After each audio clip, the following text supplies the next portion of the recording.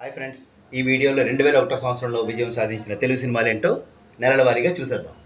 జనవరి నరసింహనాయుడు, ఫిబ్రవరి మురారి, ప్రియమైన నీకు, March 16, April ప్రేమించు, ఖుషి,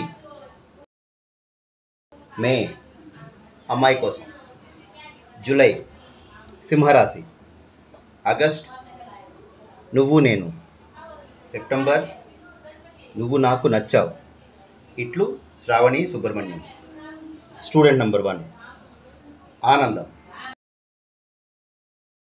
అక్టోబర్ మనసంతా నువ్వే, నవంబర్ రా, డిసెంబర్ భద్రాచలం, హనుమాన్ జంక్షన్. వీటిలో మీరు థియేటర్లో చూసిన సినిమాలు ఏంటో కామెంట్ చేయండి. Thank you.